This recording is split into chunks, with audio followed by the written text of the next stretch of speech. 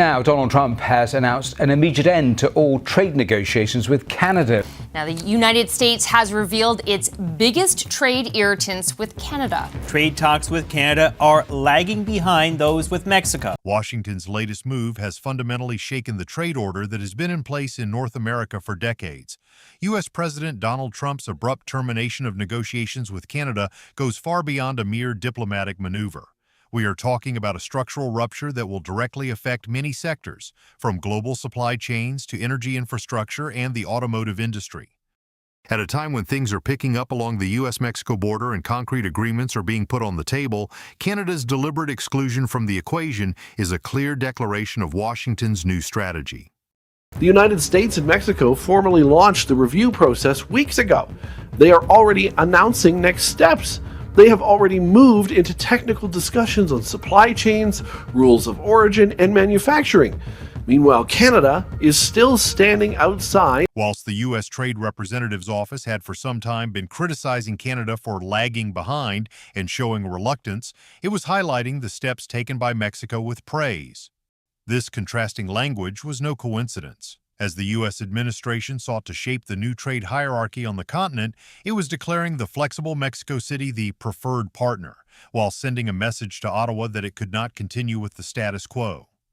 The decision's impact on the markets was immediate. The volatility observed in the Canadian dollar and the unusual reactions in energy prices demonstrate just how quickly risk sentiment has deteriorated among investors. The real danger, however, lies in the country's structural vulnerability. For an economy that derives 75% of its exports from a single market, this situation is not merely a trade dispute, but a growth issue that directly threatens production capacity and employment. We are having our first formal negotiations with Mexico on the USMCA, and we are doing it just as the president said. We're having talks separately with Canada, but we've moved along with Mexico. Canada is behind on this. With Mexico, we're already at a stage of some formal talks. The prospect of a 100% tariff proposed by the Trump administration has the potential to cripple the automotive and energy sectors, where the production lines of the two countries are virtually intertwined.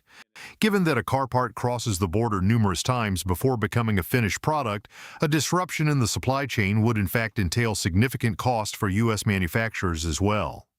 The situation is no different in the energy sector. A disruption in supply from Canada, one of the U.S.'s largest suppliers, could send shockwaves through global oil and natural gas markets.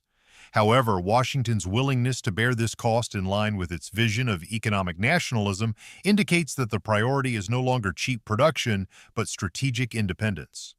The country is getting hammered with tariffs when our steel sector is exposed, when our auto sector is exposed, when businesses are desperate for certainty ahead of a major CUSMA review.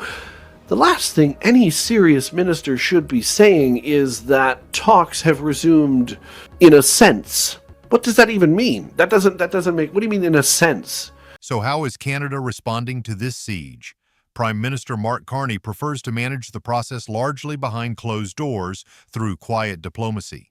While Ottawa works to repair fraying ties, it is also looking to diversify its markets by turning its attention to Europe and Asia. Legal steps that could be taken through the World Trade Organization are also among the options.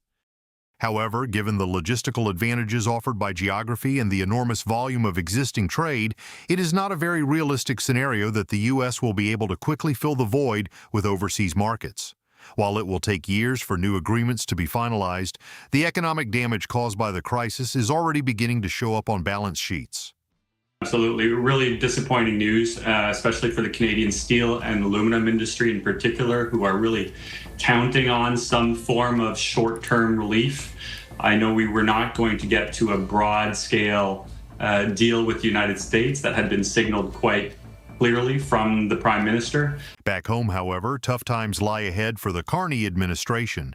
The decision by automotive giants to put their investment plans on hold and the looming layoffs in export-dependent sectors are key factors strengthening the political opposition's hand. The slowdown in capital flows is damaging Canada's image as a reliable haven and heightening public expectations for an urgent solution. Viewed from a broader perspective, however, it is certain that this maximum pressure policy the U.S. is imposing on its neighbor will reverberate around the world. Global trade actors will be forced to reassess their supply chains to avoid being caught off guard by similar surprises.